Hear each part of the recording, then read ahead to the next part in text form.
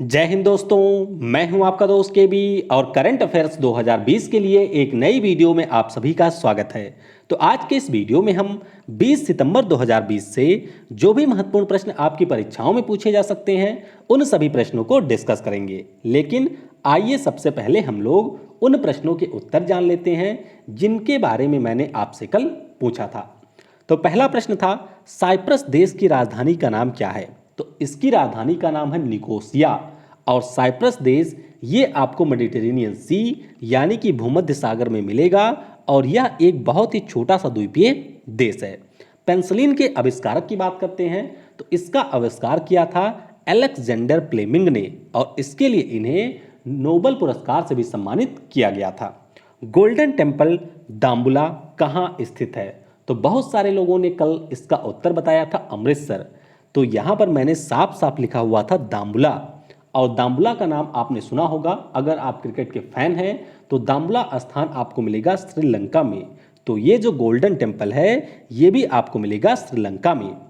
अगला प्रश्न था, कोणार्क सूर्य मंदिर का निर्माण किसने करवाया था?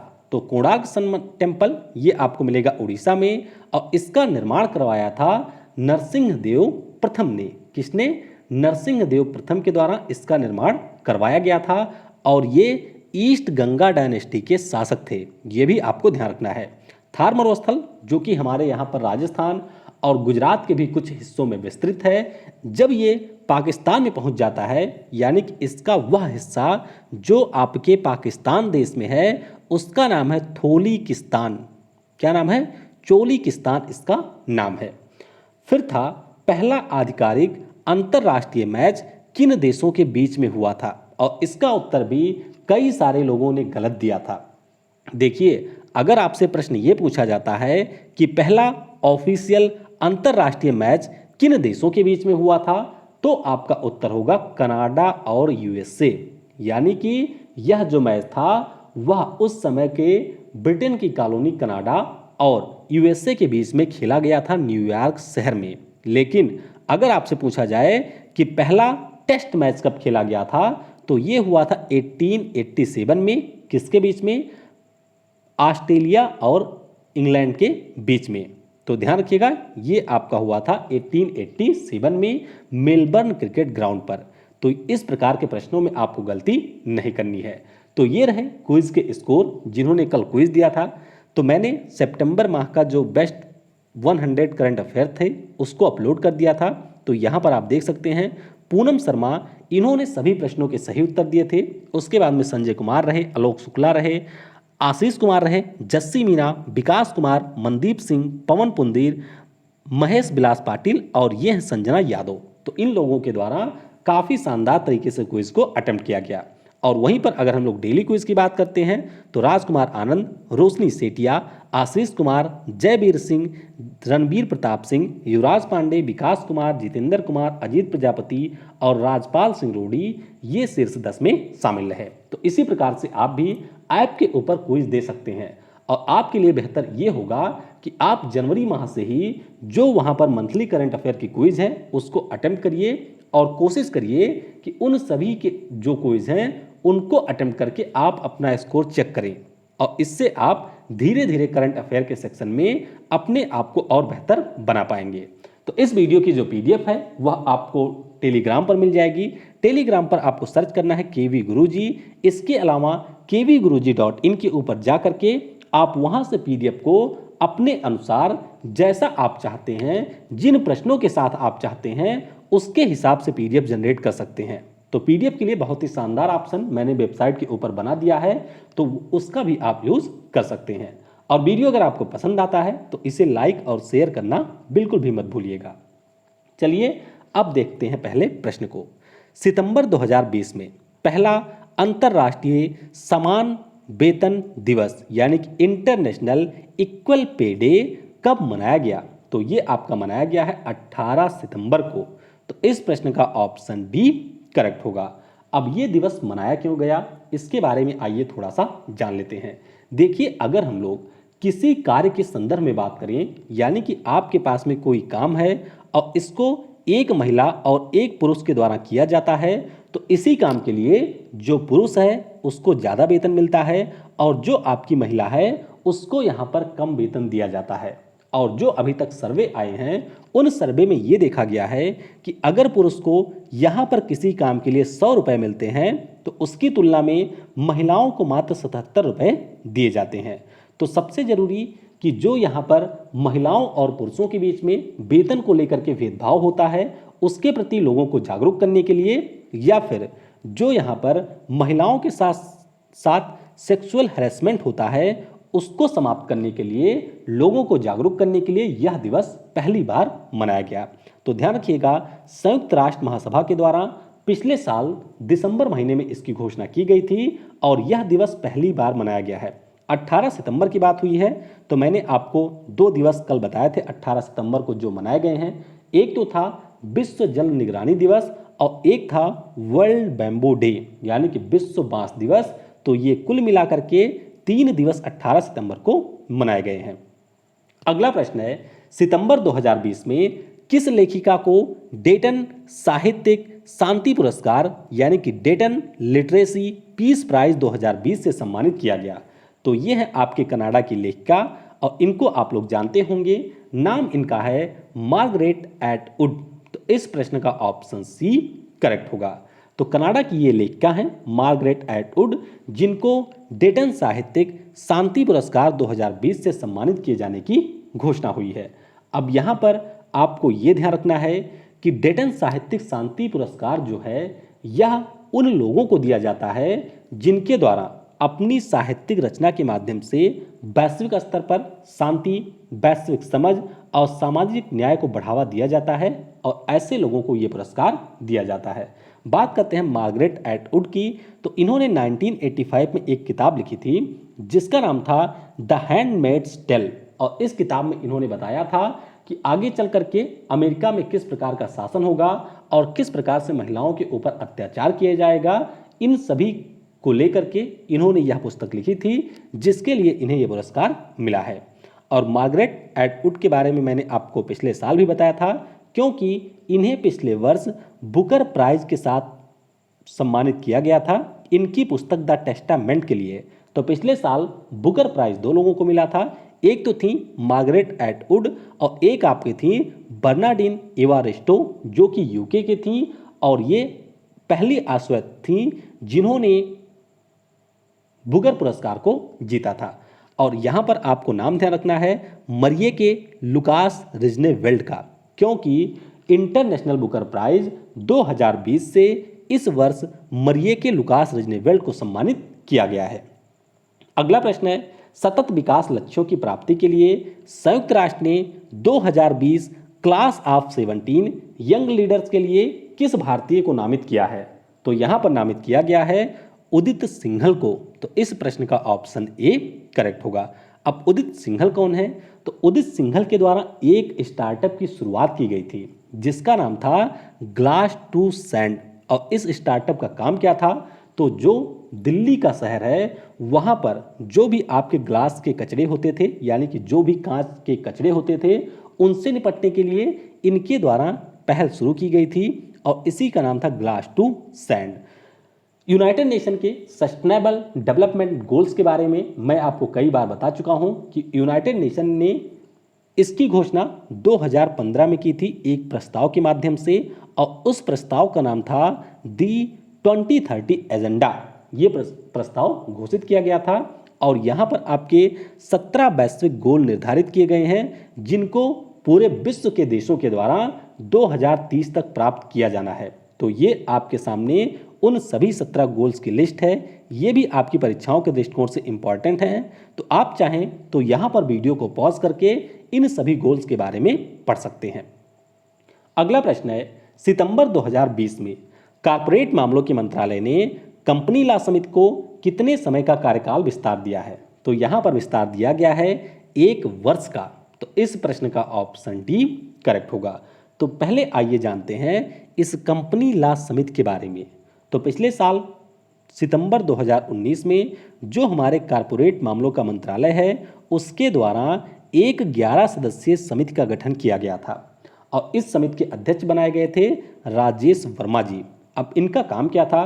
तो इनका मुख्य रूप से काम था कि जो हमारे यहाँ पर नेशनल कंपनी लॉ ट्राइब्यूनल है उसके फंक्शन में किस प्रकार से सुधार किया जाए या फिर उसको और बेहतर बनाया जाए, इसके लिए सुझाव देने का काम था। और साथ ही साथ इनका काम ये भी था कि जो आपका कंपनी लॉ 2013 है और लिमिटेड लायबिलिटी पार्टनरशिप एक्ट 2008 है, इनके प्रावधानों को लागू करने के लिए यहाँ पर समिति के द्वारा सुझाव दिया जाना था। तो अभी केंद्र सरकार के द्वारा ये जो समिति है इसके कार्यकाल को 1 वर्ष के लिए बढ़ा दिया गया है। अगला प्रश्न है, टोयोटा मोटर्स ने अपने अर्बन क्रूजर ब्रांड के लिए किस अभिनेता को ब्रांड एम्बेसडर नियुक्त किया है? तो यहाँ पर नियुक्ति की गई है आयुष्मान खुराना की। तो इस प्रश्न का ऑप्शन सी करेक्ट होगा। इससे पहले मैंने आपको आयुष्मान खुराना के बारे में बताया था कि इनको यूनिसेफ के द्वारा अपना सेलिब्रिटी एडवोकेट नियुक्त किया गया है बच्चों के प्रति अधिकारों के बारे में लोगों को जागरूक करने के लिए, और बजाज आलियांज लाइफ इंश्योरेंस के द्वारा भी इनको ब्रांड एम्बेसडर नियुक्त किया गया है। अब ये जो टोयोटा मोटर्स के ब्रांड एम्बेसडर बने हैं, तो टोयोटा मोटर्स की एक गाड़ी है जो कि अभी नई लॉन्च हुई है जिसका नाम है अर्बन क्रूजर। तो ये आप गाड़ी को देख सकते हैं, इसके विज्ञापन में यहाँ पर आपको अब आयुष्मान खुराना दिखाई देंगे। और टोयोटा मोटर्स की बात करते हैं तो ध्यान रखिएगा ये जापान की एक ऑटोमोटिव निर्माता कंपनी है। बाकी कई सारे अभी ब्रांड एम्बेसडर बने भी हैं। WTF स्पोर्ट्स के बने हैं सुरेश रैना और हरमनप्रीत कौर, ओकले के रोहित शर्मा बने हैं, एस बोटॉप के डोएन ब्रावो बने हैं, मिंत्रा की कियारा आडवाणी बनी है, प्लेयर जपॉट भुवनेश्वर कुमार और स्मृति मंधाना बने हैं, पेटीएम फर्स्ट गेम्स के सचिन तेंदुलकर बने हैं, इमामी की बनी है जूही चावला, ग्रेट लर्निंग की बनी है विराट कोहली, बनी नहीं है बने हैं विराट कोहली। उसके अलावा 9 स्टैक्स के कौन बने हैं? तो 9 स्टैक्स के बने हैं सुरेश रैना। और पेटीएम कंपनी के बारे में आपको यह ध्यान रखना है कि अभी गूगल प्ले स्टोर के जो भी गाइडलाइन हैं उनका उल्लंघन करने के कारण लगभग 4 घंटों के लिए पेटीएम का जो मेन ऐप है उसको प्ले स्टोर से हटा दिया गया था। हालांकि बाद में दोनों के बीच में यहाँ पर समझौता हुआ और एक बार फिर से पेटीएम का जो ये ऐप है वह प्ले स्टोर में वापस आ गया था। तो ये भी आपको ध्यान रखना है। बाकी अगर हम लोग अमिताभ बच्चन जी की बात करते हैं तो ये IDBI फर्स्ट बैंक के ब्रांड एम्बेसडर बने हैं। इसके अलावा अमेजन की जो एलेक्सा है उसके लिए इनके द्वारा आवाज़ दी जाएगी। और सलमान खान इसी वर्ष रियलमी कंपनी के ब्रांड एम्बेसडर बने थे। सितंबर 2020 में किस एयरपोर्ट पर भारत के पहले निजी जेट टर्मिनल को खोला गया? तो ये खोला गया है दिल्ली एयरपोर्ट पर, यानी कि इस प्रश्न का ऑप्शन ए करेक्ट होगा। अब यहाँ पर आपके सामने टर्म है निजी जेट टर्मिनल। तो जो आपके एयरपोर्ट होते हैं वहाँ पर आपको कई टर्मिनल देखने को मिलते हैं जहाँ पर हमारी जहाज़ें उतरती हैं या फिर उड़ान भरती हैं। तो इसी प्रकार से यहाँ पर एक निजी जेट के लिए टर्मिनल बना दिया गया है। यानी कि मान लीजिए आपके पास में कल बहुत सारा पैसा हो जाता है तो आप भी कोशिश करेंगे कि हमारे पास में कोई प्राइवेट जेट प्लेन हो। तो ये जो एयरपोर्ट है वह भारत का पहला एयरपोर्ट बन गया है जहां पर आप अपने प्राइवेट प्लेन को ले जाकर के लैंडिंग करवा सकते हैं। तो ध्यान रखना है आपको इसके बारे में। जो हमारे नागरिक उड्डयन मंत्री हैं हरदीप सिंह पुरी जी, उनके द्वारा इसे यहाँ पर लॉन्च किया गया है। और इस टर्मिनल के ऊपर आपको एक दिन में 150 प्राइवेट जेट आसानी के साथ में मूवमेंट कर सकते हैं। एयरपोर्ट से संबंधित कुछ हम अन्य करंट अफेयर्स की बात करें तो आपको ध्यान रखना है कि भारत का 100वां एयरपोर्ट बना था पैक्योंग, जो कि है सिक्किम में, और ये सिक्किम का पहला एयरपोर्ट भी था। अभी अगस्त माह में मोबाइल कमांड पोस्ट वाहन को लगाया गया है कोलकाता एयरपोर्ट पे, और कोलकाता एयरपोर्ट का नाम है Netaji Subhash Chandra Bose international airport. Air सुविधा पोर्टल ये भी अभी दिल्ली एयरपोर्ट पे ही शुरू की गई थी। इसके अलावा जो हैदराबाद का राजीव गांधी इंटरनेशनल एयरपोर्ट है इसने नेशनल एनर्जी लीडर्स अवार्ड जीता है। मुंबई एयरपोर्ट की बात करें तो इसे अडानी समूह ने 74% हिस्सेदारी इसमें खरीद ली है।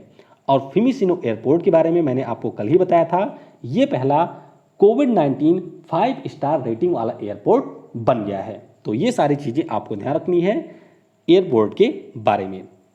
अगला प्रश्न है, किस बैंक ने ग्राहक सेवाओं को बेहतर बनाने के लिए आई लीड 2.0 को लॉन्च किया है? तो ये यहाँ पर लॉन्च किया है केनरा बैंक ने, यानी कि इस प्रश्न का ऑप्शन डी करेक्ट होगा।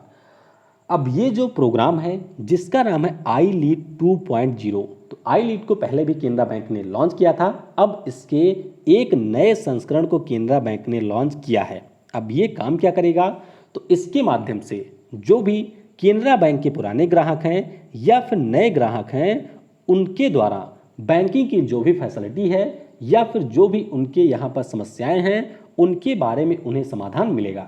तो कई सारी सुविधाएं यहाँ पर रहेंगी, जैसे कि इंटरनेट बैंकिंग के माध्यम से, मोबाइल बैंकिंग के माध्यम से, या फिर कॉल सेंटर में कॉल करके, एसएमएस या मिस्ड कॉल के माध्यम से उनको यहाँ पर बैंक से संबंधित किसी भी प्रकार की सुविधा प्राप्त हो सकेगी।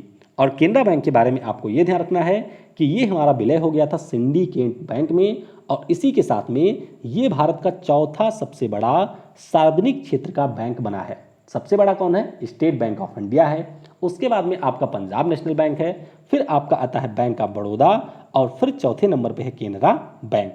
इसकी स्थापना 1906 में हुई थी। मुख्यालय इसका आपको बेंगलुरु में मिलेगा। एमडी और सीईओ इसके हैं लिंगम वेंकट प्रभाकर, जिनकी नियुक्ति इसी वर्ष हुई थी। सितंबर 2020 में चीन में ब्रुसेलोसिस फीवर के मामले सामने आए, तो यह बुखार सबसे पहले किस देश में देखा गया था, तो ये देखा गया था आपका साइप्रस में, माल्टा में। तो इस प्रश्न का ऑप्शन बी करेक्ट होगा। अब यहाँ पर पहले थोड़ा सा इसका इतिहास जानते हैं। देखिए 1850 के दौरान जब क्रीमिया का वार हो रहा था, उस दौरान भूमध्य सागर में, ये आप देख सकते हैं भूमध्य सागर है, और यहाँ पर एक छोटा सा देश है माल्टा। तो माल्टा में उस समय जो ब्रिटिश सेना के अधिकारी आए थे, उनके द्वारा यहाँ पर इस बुखार के बारे में पता लगाया गया था। तो सबसे पहले ये आपका देखा गया था माल्टा में। अब वर्तमान में मामला क्या हुआ है, वर्तमान में चीन में एक शहर है जिसका नाम है जेंगझाओ। तो इस शहर की अगर हम लोग बात करते हैं, तो यहाँ पर एक लेबोरेटरी थी जहाँ पर ब्रुसेलोसिस नाम की दवा के लिए टीके का निर्माण किया जा रहा था। अब जाहिर सी बात है, टीके का निर्माण किया जा रहा था तो इसके लिए काफ़ी सारे जानवर भी यहाँ पर लाए गए थे, और यहाँ पर ये प्रॉपर व्यवस्था की गई थी कि जो भी स्थान है उनको सैनिटाइज किया जाए, या फिर जो भी सैनिटाइजर हैं उनका यूज़ करके जो भी यहाँ पर वैज्ञानिक या कर्मचारी काम कर रहे थे वह भी अपने आप को सैनिटाइज रख सकें। लेकिन मामला यहाँ पर यह हो गया कि जो भी यहाँ पर सैनिटाइजर या फिर डिसइंफेक्टेंट का प्रयोग किया गया वह सारे एक्सपायर्ड थे, और एक्सपायर्ड सैनिटाइजर का प्रयोग किए जाने के कारण जो भी यहाँ पर बैक्टीरिया था उसका प्रसार हो गया, वह आपकी हवा में फैल गया। हवा में फैलने के बाद में सबसे पहले इस लैब के जो कर्मचारी थे या फिर जो साइंटिस्ट थे वह संक्रमित हुए, और उसके बाद में बाहर के यानी कि आसपास के जो लोग थे वह भी इससे संक्रमित हो गए थे। तो इस प्रकार से ब्रुसेलोसिस नाम का जो ये फीवर है वह पूरे चीन के इस शहर के आसपास फैल गया।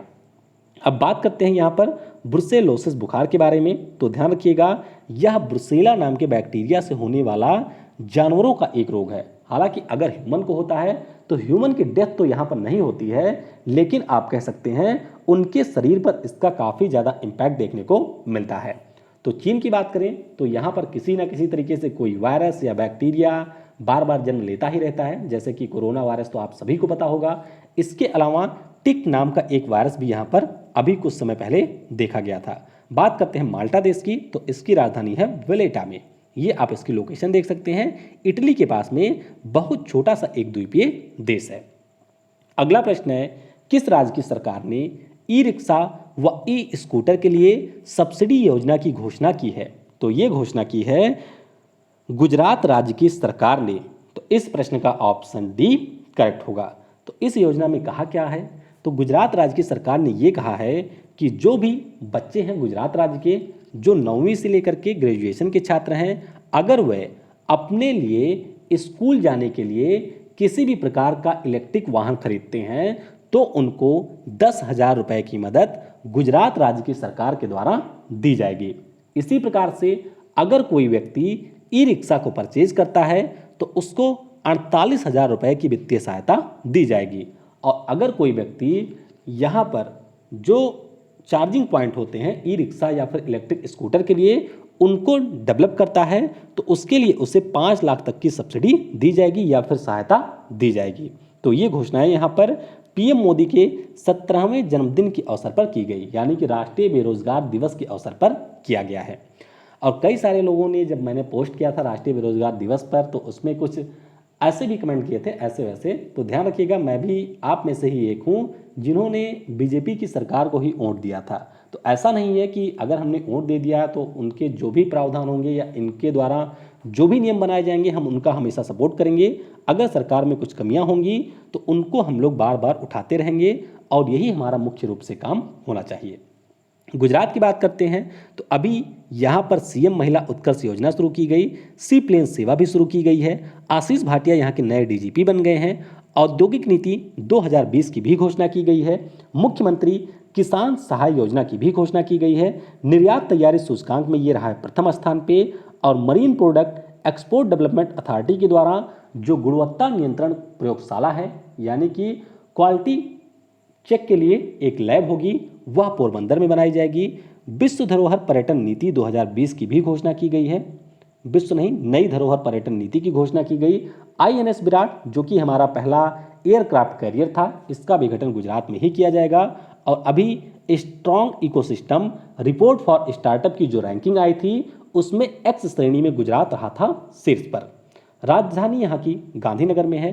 राज्यपाल हैं आचार्य देवव्रत। मुख्यमंत्री हैं विजय रूपानी। लोकसभा में 26 सीटें हैं, राज्यसभा में 11, विधानसभा में 182 सीटें हैं। मुख्य न्यायाधीश यहाँ के हैं विक्रमनाथ। और मुख्य न्यायालय यानी कि उच्च न्यायालय यहाँ का मिलेगा अहमदाबाद में। 4 राष्ट्रीय पार्क मिलेंगे, ब्लैक बक, गिर, वंसदा और आपका है कच्छ। मंदिर यहाँ पर आपको 2 मिलेंगे प्रमुख, द्वारिकाधीश और सोमनाथ। एक वेटलैंड यहाँ पर है जिसका नाम है नल सरोवर बर्ड सेंचुरी। पश्चिम बिहार की बात करते हैं तो पोरबंदर, नल सरोवर, नलिया ग्रासलैंड, कच्छ रेगिस्तान, थोल झील और खिजड़िया यहाँ के प्रमुख बर्ड सेंचुरी हैं। अगला प्रश्न है, महाराष्ट्र की सरकार ने कितने रुपए के वार्षिक बजट के साथ बाला साहब ठाकरे रोड दुर्घटना बीमा योजना को मंजूरी दी है? तो इसकी लागत होगी 125 करोड़ रुपए, यानी कि इस प्रश्न का ऑप्शन बी करेक्ट होगा। तो शिवसेना जो पार्टी है उसके संस्थापक रहे थे बाला साहब ठाकरे और वर्तमान में जो सीएम है उद्धव ठाकरे, उनके ये पिता थे। तो इन्हीं के नाम पर एक रोड दुर्घटना बीमा योजना की यहाँ पर शुरुआत की गई है। और इस योजना के अंतर्गत अगर किसी व्यक्ति का एक्सीडेंट होता है तो जो उसके गोल्डन हावर होते हैं, यानी कि शुरुआत के 72 घंटे होते हैं, उस दौरान किसी भी प्रकार के इलाज के लिए राज्य सरकार के द्वारा यहाँ पर मदद की जाएगी। तो ये आपको ध्यान रखना है। बात करते हैं महाराष्ट्र की, तो इससे संबंधित कुछ अन्य करंट अफेयर आपको ध्यान रखना है। जैसे कि एमएसएमई इकोसिस्टम के लिए इन्होंने सिडबी के साथ समझौता किया। मेरा परिवार मेरा दायित्व अभियान शुरू किया। पहली किसान रेल यहाँ से चली थी बिहार के लिए। 5 स्टार विलेज स्कीम जो कि अभी शुरू की गई है वह पायलट बेसिस में चलाई जा रही है महाराष्ट्र में। मैग्नेट प्रोजेक्ट की शुरुआत की गई। भारत एयर फायर सर्विसेज का यहाँ पर उद्घाटन किया गया। यहाँ के पूर्व सीएम थे शिवाजी राव पाटिल, इनका निधन हुआ है। और मेडिकल ऑक्सीजन वाहन को यहाँ पर अभी हाल ही में एम्बुलेंस का दर्जा दिया गया है।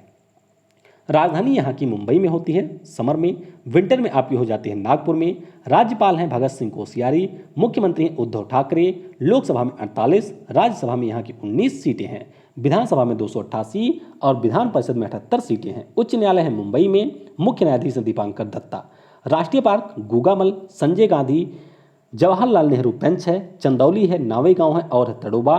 टाइगर रिजर्व भी कई सारे हैं, बोर, नावेगांव नगजीरा, तड़ोबा अंधेरी, मेलघाट और आपका है सह्याद्री। मंदिर भी आपको मिलेंगे कई सारे, घृणेश्वर है, त्र्यंबकेश्वर है, भीमाशंकर, तो ये आपके 12 ज्योतिर्लिंग में भी शामिल हैं। इसके अलावा सिद्धिविनायक मुंबई में प्रसिद्ध गणेश जी का मंदिर, श्री साईं बाबा और शनि भगवान का है शनि सिग्नापुर मंदिर। रामसर स्थल यहाँ पर कोई नहीं था, इसी वर्ष पहला मिला है जो कि है नंदूर मद मेश्वर। सितंबर 2020 में किस राज्य या यूनियन टेरिटरी की सरकार ने राष्ट्रीय generic document registration system launch किया है? तो ये लॉन्च किया जम्मू और कश्मीर राज्य की सरकार ने, यानी कि इस प्रश्न का ऑप्शन डी करेक्ट होगा। तो जम्मू कश्मीर राज्य के उपराज्यपाल हैं मनोज सिन्हा जी। इन्हीं के द्वारा यहाँ की राजधानी श्रीनगर में राष्ट्रीय जेनेरिक दस्तावेज पंजीकरण प्रणाली को लॉन्च किया गया है। अब ये प्रणाली है क्या? तो आप देखते होंगे कि अगर जमीन का रजिस्ट्रेशन करवाना है या फिर किसी को ज़मीन बेचनी है या फिर किसी को ज़मीन खरीदनी है तो उसके लिए आप जाते हैं अपने कचहरी में या फिर अपने तहसील में, वहाँ पर आप जो स्टाम्प होते हैं उनको खरीदते हैं। तो सारी प्रक्रिया यहाँ पर ऑफलाइन जैसे होती थी। तो अब यहाँ पर भूमि की खरीद और बिक्री, इसके अलावा हस्तांतरण के लिए मैनुअल प्रणाली के स्थान पे ऑनलाइन पंजीकरण सुविधा को उपराज्यपाल मनोज सिन्हा जी के द्वारा लॉन्च किया गया है। और इस प्रकार से जम्मू कश्मीर देश का 10वां राज्य या यूनियन टेरिटरी बन गया है जहां पर इस प्रकार की ऑनलाइन सुविधा शुरू हो चुकी है। जम्मू कश्मीर के बारे में कुछ अन्य चीज़ें भी जान लेते हैं। अभी यहाँ पर 5 आधिकारिक भाषा घोषित की गई, हिंदी, उर्दू, डोगरी, अंग्रेजी और कश्मीरी। जैव विविधता परिषद का भी यहाँ पर स्थापना की जाएगी। एक भारत श्रेष्ठ भारत के अंतर्गत तमिलनाडु के साथ में इसको जोड़ा गया है। अधिकारियों के लिए स्पैरो सिस्टम भी यहाँ पर लॉन्च किया गया। पहला भांग मेडिसिन प्रोजेक्ट यहाँ पर शुरू किया जाएगा। और अभी कुछ समय पहले सार्वभौमिक स्वास्थ्य बीमा योजना भी लॉन्च की गई है। जिस प्रकार से आपकी आयुष्मान भारत योजना है उसी की तर्ज पर इसकी शुरुआत की गई है। आखिरी प्रश्न है, केंद्र सरकार ने किसकी अध्यक्षता में चाइना वॉचिंग के तहत एक विशेषज्ञ समिति का गठन किया है?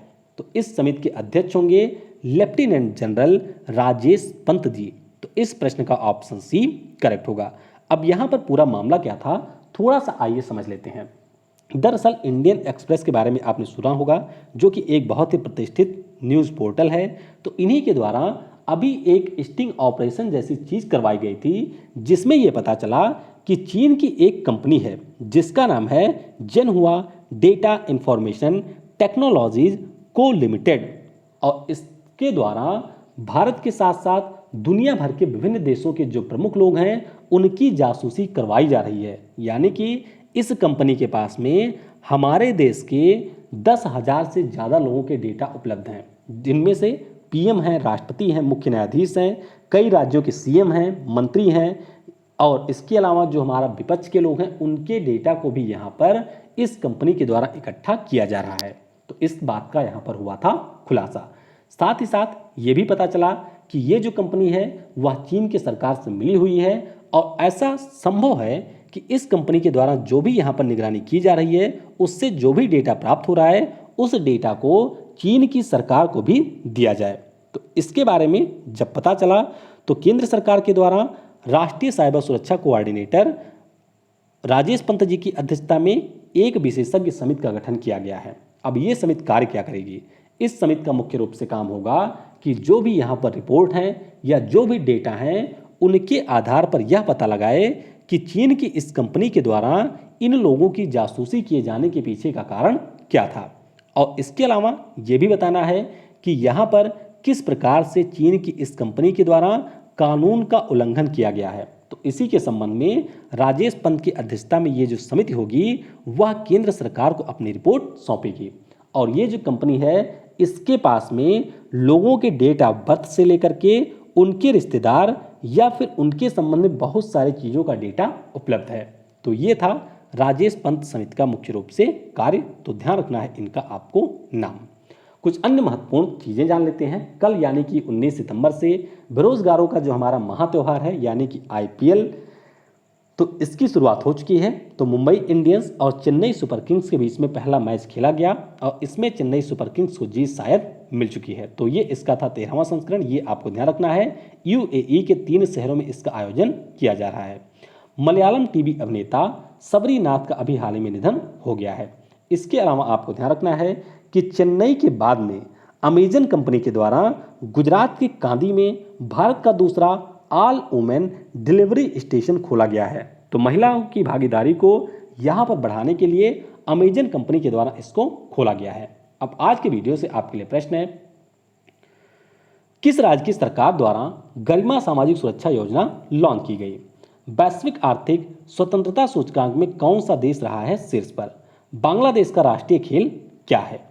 फ्रांस की क्रांति किस वर्ष हुई थी? श्रीलंका का पुराना नाम क्या था?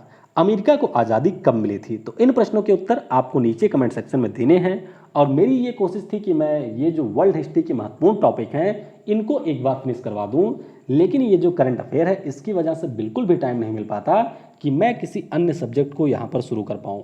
तो आई होप आगे चल करके थोड़ा सा टाइम निकलेगा, फिर मैं कोशिश करूंगा कि वर्ल्ड हिस्ट्री के कुछ जो महत्वपूर्ण टॉपिक हैं उनके ऊपर भी मैं वीडियो आपके लिए बना दूं। तो इस वीडियो को आपने समय दिया, उसके लिए आप सभी को बहुत बहुत धन्यवाद। वीडियो को लाइक और दोस्तों के साथ में शेयर करना बिल्कुल भी मत भूलिएगा। Thanks for watching. जय हिंद, जय भारत, और सबसे जरूरी, पढ़ेगा भारत तो बढ़ेगा भारत।